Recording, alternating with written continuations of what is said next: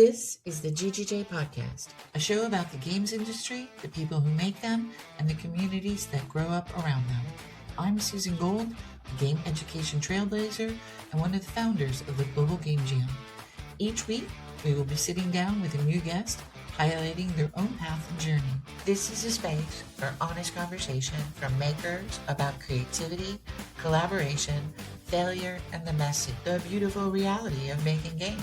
So whether you're a young dev or seasoned, an educator, a student, or someone who just loves games and the people behind them, welcome to the GGJ Podcast. Take a breath, settle in, and let's hear directly from the makers themselves. This episode is made possible in partnership with the Global Game Jam, the world's largest game creation event, bringing together creators from around the globe. A big thank you as well to the Global Game Jam's headline sponsors, Epic Games, Games for Change, and Xsola, for helping make this creative community a reality. To learn more and to get involved in the upcoming jams, visit globalgamejam.org.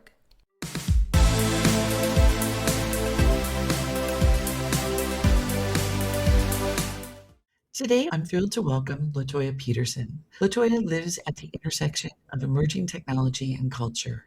She is an expert narrative designer at Elsewhere Entertainment and Activision Studio.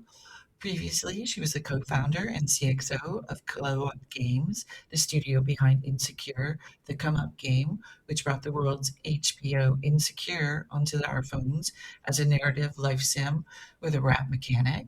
She is also the creator of the AI in the Trap, a collaborative art project that uses hip-hop to examine artificial intelligence and predictive policing.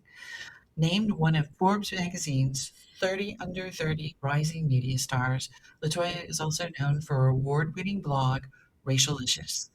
Her work as deputy editor for digital innovation at ESPN's The Undefeated, and her critical commentary on race and gender and culture for outlets like the New York Times and CNN. Latoya, thank you so much for joining me. Thank you so much for having me. It's a pleasure.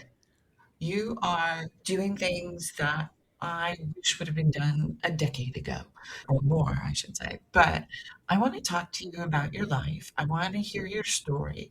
But what I want to hear right now, as you are living in this moment, what would you say your headline is?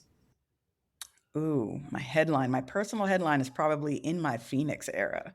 So this is one of those boom bust cycles that I think, as I've been reading and watching, every entrepreneur goes through, every creative goes through. And so I feel like one of the things that, as I enter midlife, is becoming more prevalent. It's this idea that, like, for every peak, there's a valley. Like, you're not always up. Sometimes you're down. And so, having come out of a big down period from creativity and blooming into this new Renaissance era for myself, I have found that, yeah, this feels like a Phoenix era. Or, I love Gordon Bellamy so much. He's a fantastic mentor. And he was like, what does Latoya's lemonade era looks like? And so I'm definitely in my lemonade era of like, all right, everything I thought was true was not, and all these things had fallen apart. But when they come back together, it becomes this like really beautiful, interesting space. So I am definitely in like a rebirthing, reborn period, which is cool. I like the idea of your Phoenix is rising. It's a beautiful metaphor, and I like it. I think it really is a snappy headline too. Oh, My cool. new Phoenix. When you think back to your earliest encounters with games and media, what was the moment you thought this was not made for me in mind? Oh, that's easy. So I'm a big fan of fighting games. FGC to the core. I love fighters. Like, I don't play as much as I used to, but grew up on Tekken, started with Tekken 2 and just have been stayed loyal. Soul Calibur, Soul Blades, like all of these different games. I was just like into Smash Brothers, obviously. But one of the things in early fighting games days, which you don't have to choose from now, thank goodness. But back in the day, I was always like, oh, I can be a black man or a white woman. I can't be me. Like, there was just never a character option. I always play racing games the same way. It was kind of like, if there was black representation, it was a guy. And if it was white representation, it was a woman. And funnily enough, if you look at black feminist literature, right? All women are white, all the blacks are men, but some of us are brave. And so being brave in the game space has been a continuous theme. We didn't necessarily have the black female representation on screen for years and years. And now, even though it's improved, I think what year was that? 2012? It was 2008. in the aughts. Let's say it that way. In the aughts, I gave a talk at South by Southwest with my friends Naomi Clark and Guy Kroll, and I just did a screen grab of all the playable Black female characters. And at that time, it was like under 25. And we're counting aliens, we're counting the Viera, like we're counting anybody that was like roughly brown skinned. And it was only, in 40 years of gaming, it was like 25. And now that number is a little higher, right? We're in like the 50s, I think now, but it has not improved in the way that gaming has taken over culture. And one would expect to see it the way that we see it in film, the way that we see it in TV, the way we see it in books. It keeps lagging. Oh, I agree. I really like the idea that we can be anything in games, but I do feel that I gravitate towards the things that make me feel like I identify, like a warrior or that type of thing. I don't want to wear a bikini. But so the representation of women has also changed dramatically as well. But the fact that they just added tint to the character doesn't really make the character representative of a culture. 100%, 100%. And there's so many different nuances to like why that happens. Why you see anything on screen, why you see anything on a video game is just hundreds and hundreds of hours of work behind the scenes to try to make that real. So even something like plus size representation, right, which is a default in our society, right? The average American woman is what, a 16 now, maybe an 18. So, that representation is there and it's in the world, it's in the streets. Why is it so difficult to see that in a game? Why is everybody type slender? And so there feels like there's this big nefarious solution where like we just don't want to see that type of representation. But the practical matter of it when we started building the game, like the come up game, was that to do a plus size body model really increased scope and cost and things like that in a way that it doesn't on a film set, the way that it doesn't when you write a character in a book. And a lot of, I think, the transition from being a creator and a critic in the game space and then coming into actually making games is realizing how much is coming down to like dollars, cents, pixels, and process, right? That's ultimately what a lot is there. It doesn't mean to exclude things, but it does mean that if we're advocating for change in these spaces, we have to be a lot more mindful that there's a ton more happening under the hood than is necessarily seen. Yeah. So, for listeners who may know you first as a writer and a critic, which is how I know you, can you give us a short version of how you went from analyzing games and culture and media to actually making games? Absolutely. This was not a path I expected, so I should mention that was not the plan, actually. But I also wasn't planning to be a writer either, so I guess it all worked out in the end. So, yes, so I've been a player since I was 6 years old. I love video games, was just a huge fan and a huge fan of it as an art form in a time where people did not think video games could be art. Roger Ebert, very famously, was very anti this idea of video games being art back when he was still alive. He was awesome, God rest his soul. But there was this idea that these things were away from culture, away from mass cultures before video games became mass culture, before a blockbuster video game release was competing with box office numbers, like before all this happened. And so there are all these questions about what could this actually mean? Is this an art form? It's so limited. It plays so different. There's such a different beast. It's a different thing. And so I was like, okay, this is fascinating. So I've always just been a writer and I've loved to write. I started blogging. A lot of people were like, oh, we like listening to what she says. We like her opinions. And so that led to a nice career as a writer. I ended up writing for more than like 50 outlets. So it's all over the place, right? And then I became a television producer somewhat from that writing. I was a commentator on Al Jazeera's The Stream, which was the international version at the time.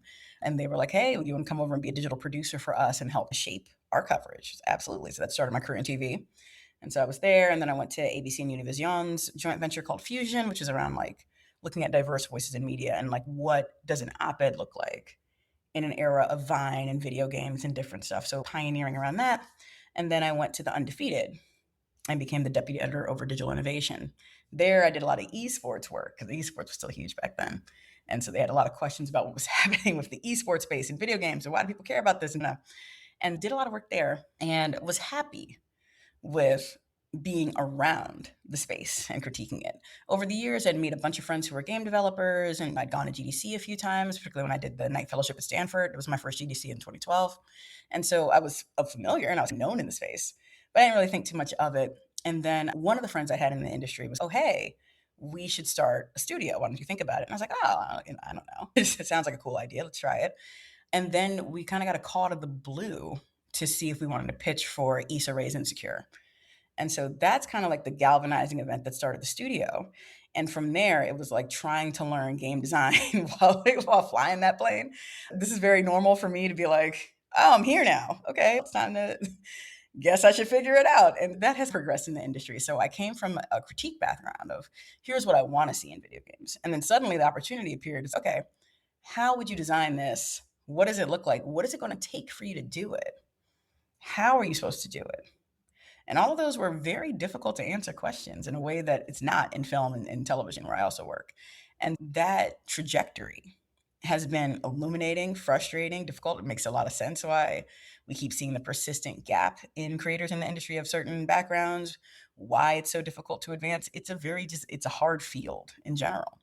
But we built a game, we shipped it. It didn't make it out of beta for a lot of reasons. We started during the pandemic and all kinds of stuff was happening. So it was a time. It was a time to be trying to make a video game. But we did launch it into beta. I got feedback, got players, got customers. Like we did all these kind of things. And then we did a play and watch experience for the Oregon Shakespeare Festival called Hell Iambic.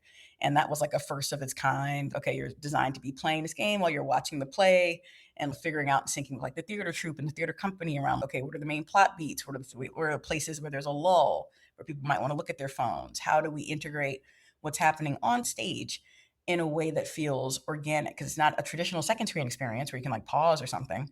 It's a live experience. So we developed that with the fantastic Scarlett Kim, who's the director of innovation at OSF at the time. And so we had those two. So both those launched to the App Store. So I was like, wow, beat the odds twice, launched two games. And so that was cool. And then after that, we hit 2024, and it's been challenging years since 2024. There's a number of studios that have shuttered, closed, had to do layoffs, stuff like that. We were no different. Ended up closing the studio. And at that time, I was consulting for Activision. They were like, hey, do you want to come in full time on this new game? So I was like, yeah, cool. And so that's where I've been ever since. And that has been its own education and amazing idea and understanding, just at very different levels of development. So I've seen a pretty wide swath of the games industry, and I And really the enjoy thing it. is that you're trying different facets of storytelling, which I'm really loving. Yeah, oh, absolutely. I always think of myself as a writer, and it's just my format changes. So again, before I die, I'm like, I'm going to still write a play. I still want to write a screenplay. I still want to write movies. To me, I just don't like to be limited by form.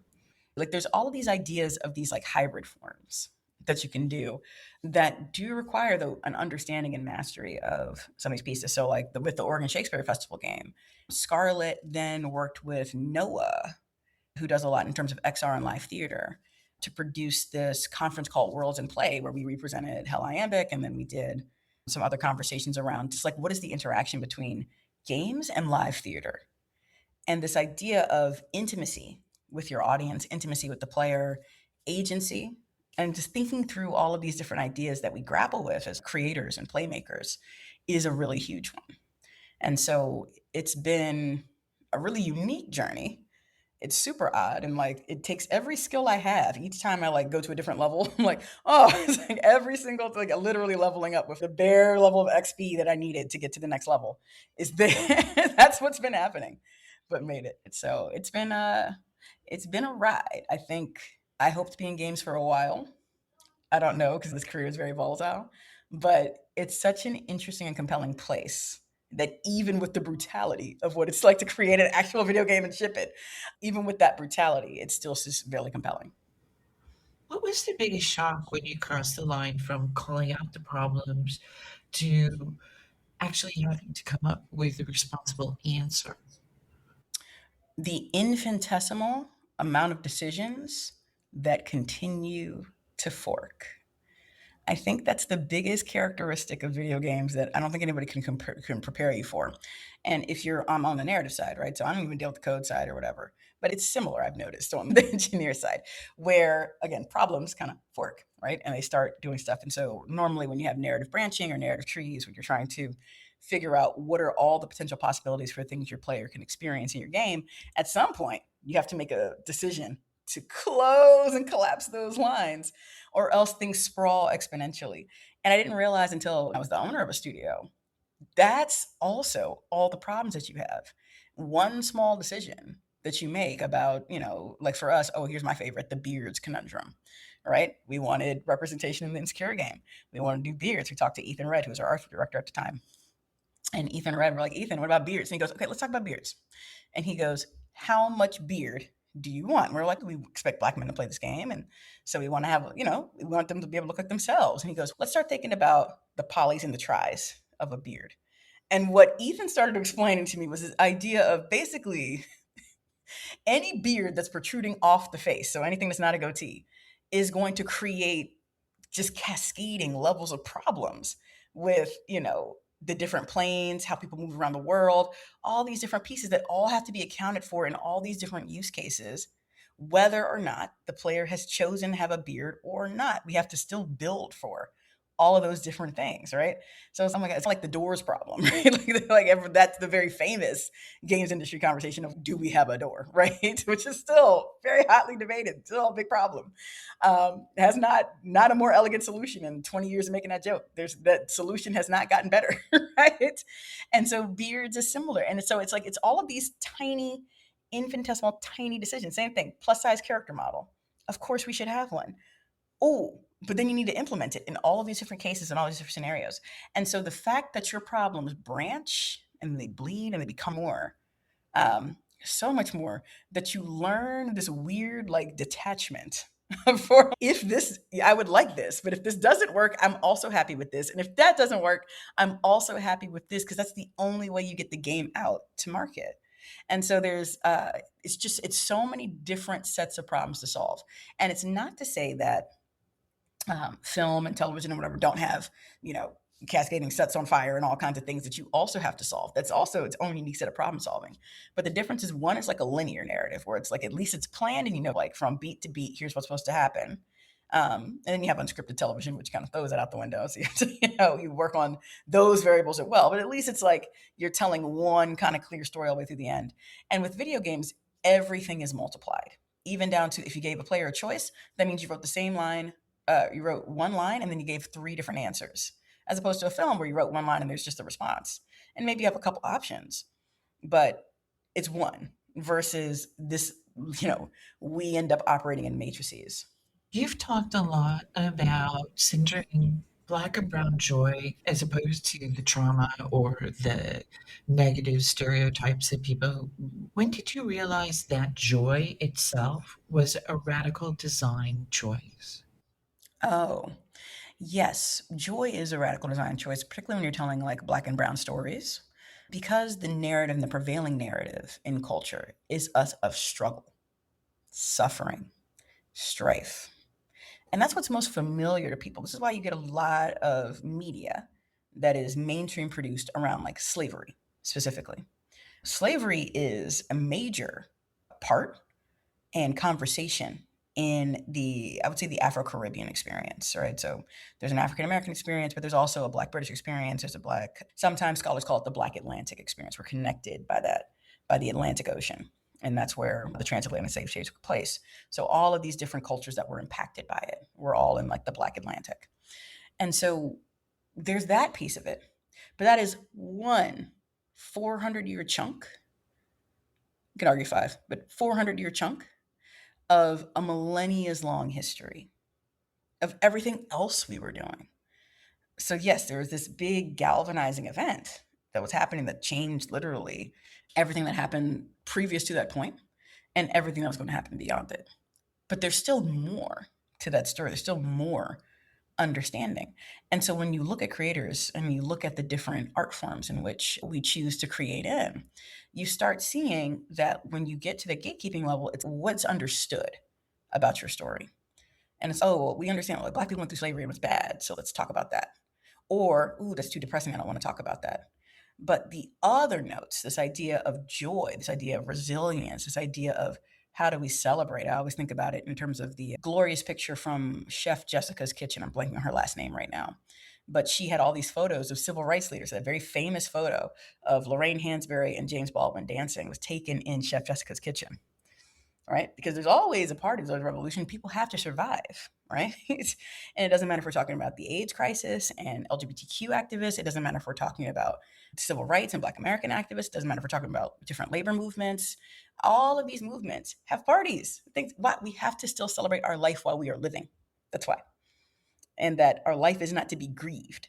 And so it's interesting because as you're trying to articulate that to perhaps gatekeepers who only understand your life through the lens of, I have seen a struggle and I expect to see that reflected, it becomes not just a charge, but also a mandate, right? And we see this again when you ask the questions about Black rom coms. Can we have one without struggle love? Can we tell a Black story that doesn't have drugs? Can we tell a Black story that doesn't have violence? One of the things I love about Issa's work is Black women are never harmed in her worlds. And again, that wasn't super obvious to me until I started working on the game and really looking deep into the source material and realizing she doesn't create a universe in which Black women are harmed.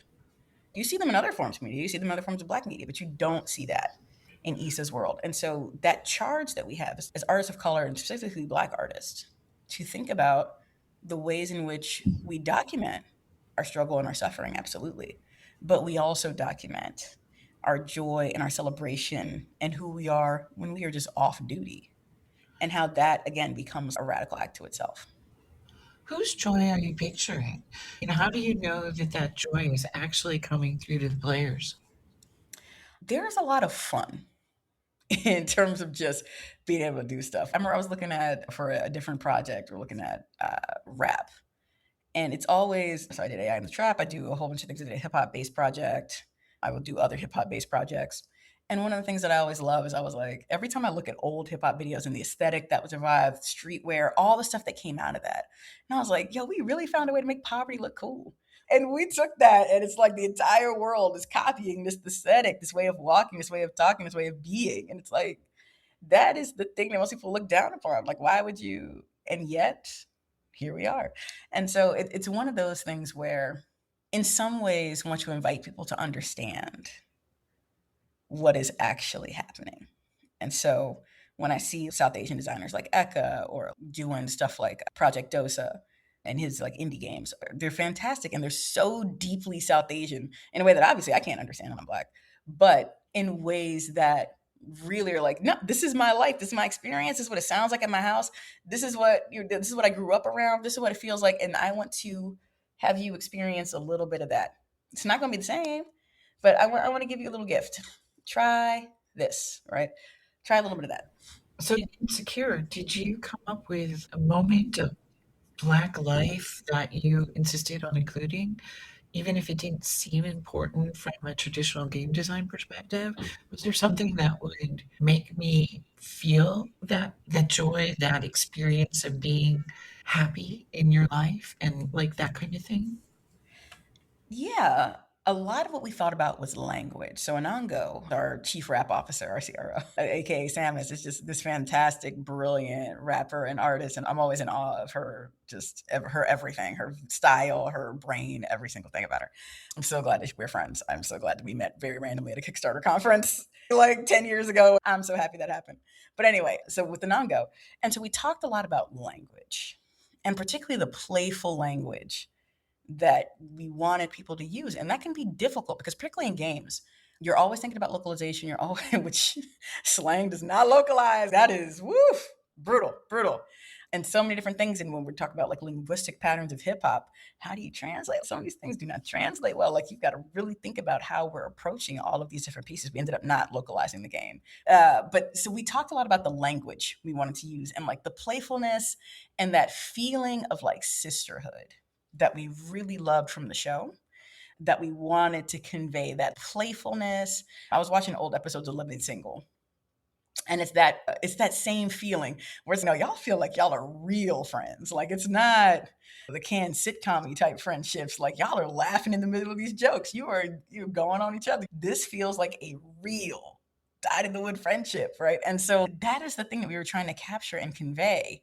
All of that heart and that funniness and that like banter that was back and forth that's indicative, but it's also different. So Nanga wrote this piece where she was using all these references from like Cecily Bowen's work on trap feminism and like all this stuff where she was explaining a particular mechanic call we had made where we were thinking about the ways you create intimacy through words, right? And so on one hand, we didn't want the idea that you could weaponize language against other players. So in the system, you can't call somebody else a bitch. You just can't do it. that option is not available. But you can use bitch self-referentially, as in I am that bitch, right? You can do that. And so like those kinds of like weird little distinctions, not really on a developer's roadmap. Like that's not a thing that you would be, but those are things that breathe life into your game where people like those tiny nuances. Maybe most players won't even notice that. Maybe only like a tiny segment of players be like, oh wait, I can't call somebody bitch, but I can call myself like that bitch. I can only be that bitch in this game. I can only affirm. I can't take away. And so it's a interesting twist of mechanic that is informed by the way in which we thought about how we want people to show up in the space. So it's like we made a bunch of decisions like that over and over again. And that's beyond just traditional design problems. So that's another layer. But it adds such a deep personality to the work. It gives it true soul.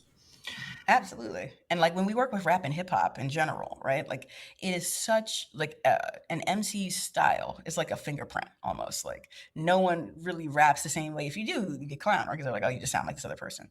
And so there's so much nuance in the ways in which each rapper constructs how they make a sentence, what their style is, what they're known for. And so like it was a fun, almost like a whodunit puzzle. Oh, how are we doing this? How are we interpreting this? What style, what voice do you get to assume as the player?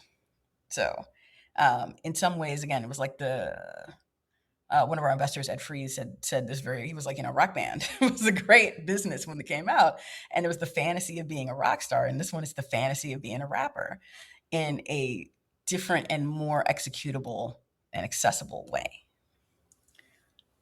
I'm going to divert from the games right Hmm. now, and I'm going to talk about some of your collaborative artwork Oh, because sure. you have discussed quite a bit about your thoughts on AI. And I think a lot of people think a lot about AI right now.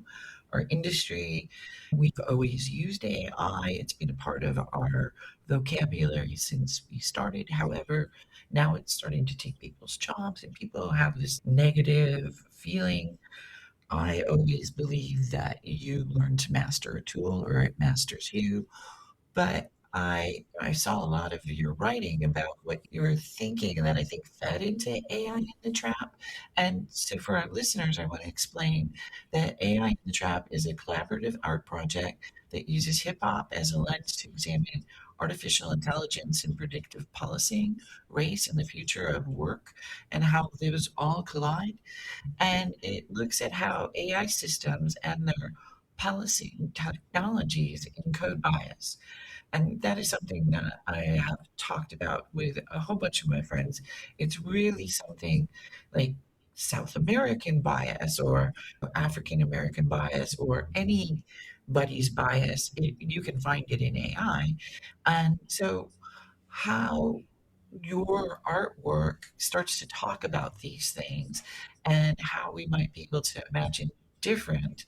And I want to just kind of talk about that a little bit. When was this project started? Oh my gosh, yes. AI in the Trap. How did that happen? That was such a weird side quest, and I love it, and it's still ongoing. It's one of those how did this happen type projects, which again, I told you this is my career. It's always like, how did this go? So I had gone to a talk at the MoMA R&D lab. Paola runs it over at the MoMA in New York. And it's just this fantastic curation of just thought leaders and intellectuals talking about topics. So she had this talk called Artificial Imperfection. It's still one of my favorite things. As far as I've gone at this point, I've deployed networks, I've trained NVIDIA, I've done all this stuff. But that is still my favorite. I'm like, oh, you don't know much about AI? Start with artificial imperfections, 2 hours, well worth the time. And there's a whole bunch of people who work at different intersections of AI explaining it. One of the people was the co-founder of Blacks in AI, which is this global group of basically Black identified people who work in artificial intelligence. And so I came up to her and I was like, oh, hey, I, at the time, was still working at Disney at ESPN. And they had put me in a working group to, first it was for VR AR. And the creators of that, it ended up being Cheyenne, Kelly White, and Mike White. They were like, hey, Latoya, are you interested in learning AI? I was like, oh, absolutely. I thought I was too old and I didn't really have math skills or anything. So I was like, let me do it. So I go on, I do the Disney program, I finish all the modules for training. They were like, oh, you're into this. Okay, let's try to figure out how we collab. So I ended up collabing with some other really cool people and working on some small projects at Disney. And then when I stepped out, I was like, oh, how should I continue this? So I'm at Blacks in AI. I'm talking, just talking. This is not a project yet. It's just talking talking, and I was talking to somebody. I was like, "Yeah, I had this idea. It's more of an art project. It's not really a science project, but it's an art project, and I really wanted to look at the social norms of artificial intelligence because at that time I was spending a lot of time in Silicon Valley, and the social norms in Silicon Valley are very different from where I grew up, and they're very different from most of America in general, right? Silicon Valley is a very wealthy place now. It wasn't before, but now it was very wealthy. And the folks in Menlo Park and Palo Alto and the people who make this technology were not people who were necessarily engaging with the world in the same way that I did. And so the social norms of Palo Alto are not the same social norms of Washington, D.C. And so a lot of what I was thinking about, where I was like, oh, AI by default is made to snitch, essentially. It's made to report on all your actions, save everything, save all that data, send it to the cloud, send it to the servers. You don't really control. We see this with ChatGPT and everything. You don't control those things. Whereas in trap, there's an anti-snitching. You do not talk about things. You do not spread visit. You do not do these things. So I just looked at these different social norms. And I was like, well, I wonder what would happen if one norm was swapped with another, if we try to do it this way. And I was talking to one of the other fellows in Black AI, and they were like, hey, you should submit this to our workshop at NeurIPS, which is this giant AI conference. It's like a researcher conference. This is deep science. And I was like, oh, I don't think I barely finished high school. I didn't graduate college. I don't feel like that's not a thing I would do. I was like, I don't even know where I would even start. I don't know. So I was like, it's a cool project, but maybe I'll just develop it or something. And I must not have been the only person having that same reaction and conversation because the great Timnit Gebru, Dr. Gebru, who is most famous for being a whistleblower at Google who got fired for pointing out the issues in ethics in AI, that Timnit was also one of the co-founders and sent this email to everybody on the listserv that was like, do not say no to yourself. If we tell you to submit this thing to the workshop, can you please submit your paper and keep it moving? Let other people say no to you. Don't say no to yourself. And it was this read that I just forever will be burning my brain. I was like, oh my God. And it definitely shamed me and 165 other people out of the woodwork where we're all like, okay, I'm sorry. Maybe this idea has some merit. So wrote a Chris proposal, submitted it. It was selected.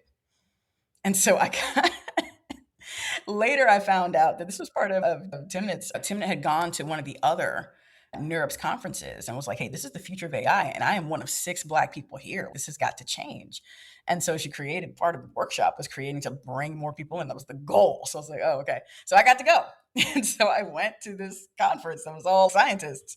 And I remember they were like, you need to make an academic poster, which I had never done. So I was like, I'm going to make a movie poster because that's what I knew how to do. It was just like, it was so, and I couldn't even print the poster. I was like in Montreal going to the FedEx. It was just an adventure. But I got so much exposure to all the workshops, the other ideas, the other things that people were building, like all the cool stuff they were doing in terms of, oh, AI doesn't understand language and it can't speak Amharic, but look at all the stuff that it could learn if it did, and like all the possibility for it. And so I think in modern conversations about AI, we tend to get a little bit lost in this idea of, oh, this is evil, it's going to eat jobs, and it absolutely can be used for evil. 100%, we're seeing that now. That's 100% happen. But there's also this transformative space that still exists that we can still access. We can look at the environmental harms. We can look at the social bias. We can look, and there's been fantastic works, everything from Safia's book, Algorithms of Oppression, to Weapons of Math Destruction, to Invisible Women. There's so many amazing books about here's where the bias lies, right? And what we know about it in so many different forms of technology. But there's also, here's all of this transformative space of if it wasn't the richest people dictating how we use it, what else could be here? And so I still always want to play kind of like in that space. So Aeon Trap ended up, we submitted the workshop. It was this cool project. People were still interested. Then ended up founding a game studio. So I stopped doing my AI work for some years, working on just, like the nuts and bolts of actually getting something off the ground. And now that I'm like a little bit more settled, stuff like that, I'm starting to re-engage that side and looking at again. So how does this project then grow with everything I learned before, putting together a wraparound mechanic, what I've learned about natural language processing, what we're looking at, what the tools can do now that they couldn't do 5 years ago. All of those things factor into what this AI future might look like.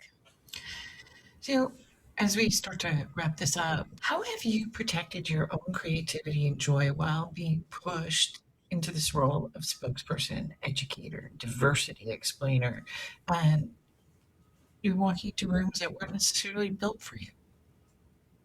I have so many different thoughts about that. That is such a awesome question because one, what world is not built for you?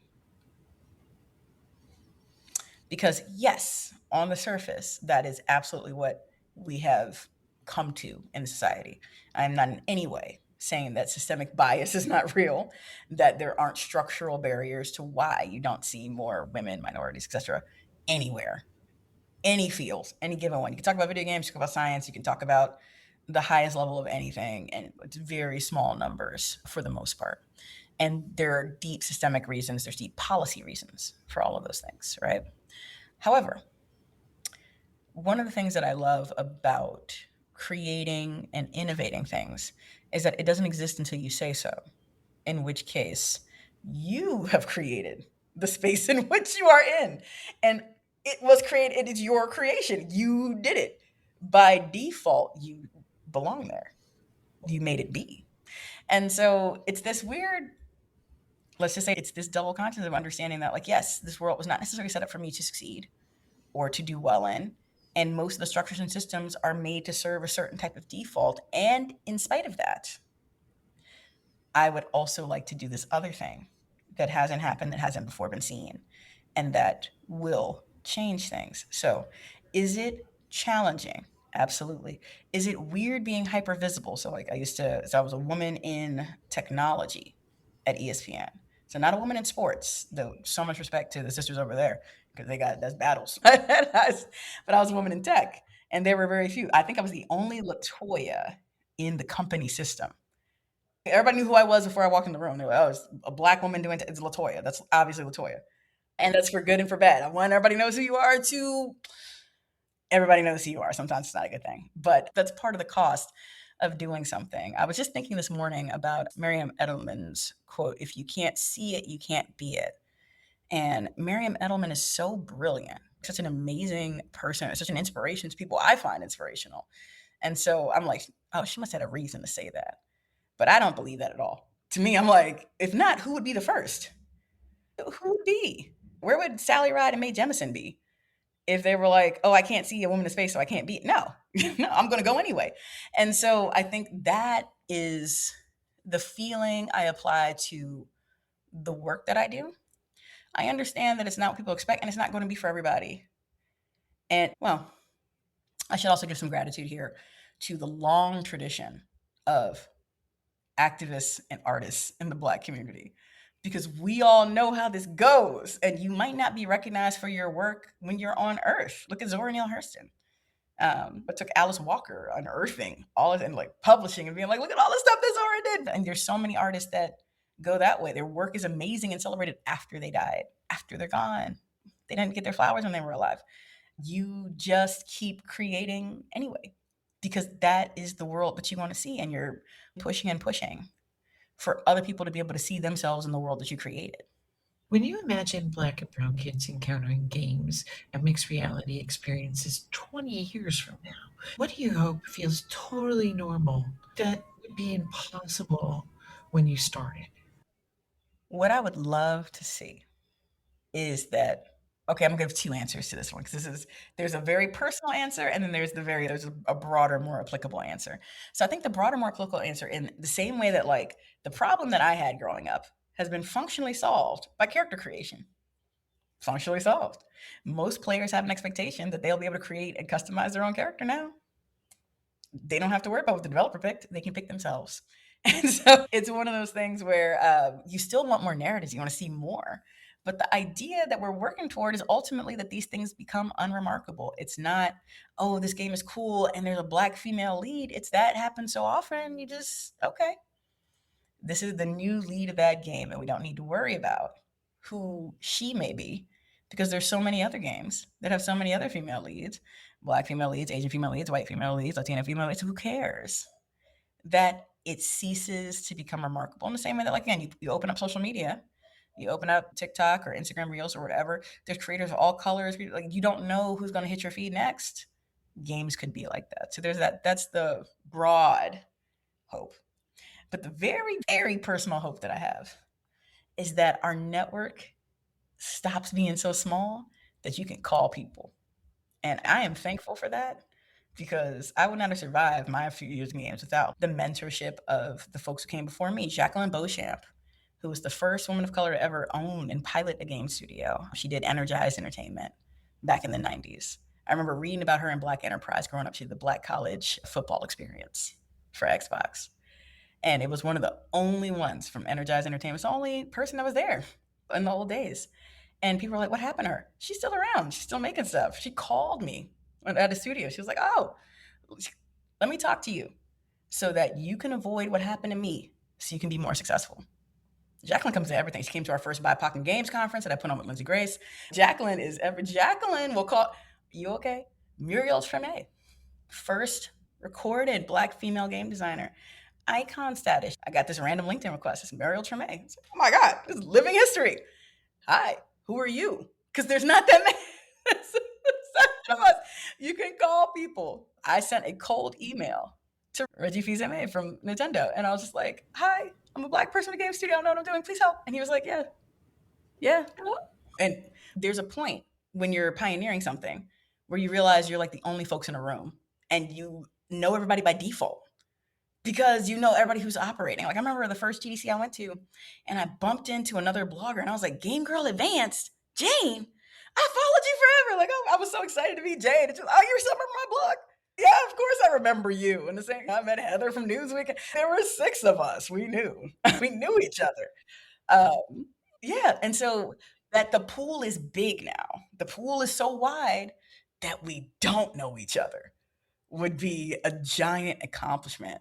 I would love to be, oh, I don't know this person and not be able to call one friend and be like, oh, by the way, do you know whoever this is? Like that would be the dream where it's, oh, we have such a large network now that we can't just 1 degree of separation call each other.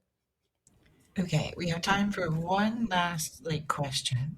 And this is again, if some future historian in 2050 was writing about women in games right now, what do you want them to be writing about you?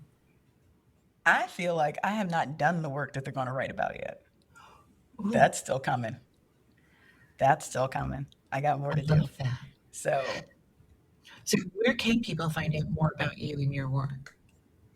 that is a fantastic question because right now I'm an Activision employee and I am in stealth. And so I am keeping a very chill, low profile. I do have a website, latoyapeterson.me. I do have a LinkedIn. It's Latoya D. Peterson. You can find me on TikTok as Game Dev Mom. I don't post there very often. I just posted a Zach Fox concert, which has nothing to do with video games whatsoever. It was just me hanging out. At some point, I will put content on there, maybe. But I'm really focused this period of time, this Phoenix era. I'm creating a lot of new stuff. So you'll see more from me probably about 2 years. Check it out. I hope you will include me in your journey. I really thank you so much for being part of the GGJ podcast. We here are trying not only to expand everyone by sharing these oral histories, but expand their understanding of here's a woman who didn't know what she was doing, but figured it out. We all managed to figure it out. And your success and the reputation that you have and the fact that your writing really stands out, I really find you to be one of those role models. And I hope that women will be looking to not just Black and brown girls, but I also see all women looking at you as a model. Oh, well, I hope that I can help light the torch that lights somebody else's way. That's always the goal, right? Here's this part of the work, and then hopefully somebody else is coming behind, making something totally new and cool, following that path. Thank you so much, Latoya. I truly appreciate having you on as part of this podcast, and I look forward to seeing your future. Same. Thank you so much, Susan. Really appreciate it. Want to get involved with the GGJ podcast? We'd love to hear from you. Please send your ideas, suggestions, and questions to ggjpod@globalgamejam.org. And tell us who you think we should be talking to next, what stories or issues matter most to you about the future of games, and help us highlight the people and practices that make a sustainable creative life in games possible. Thank you for spending time with us on the GGJ podcast. If this conversation sparked something for you, please share it with someone who might find it useful. And don't forget to follow along so you never miss new stories from makers around the world. You can find more episodes, resources, and information about the Global Game Jam at globalgamejam.org. Catch us on Substack and on YouTube, and anywhere else you find podcasts. This has been the GGJ Podcast. Thanks for listening and keep making games.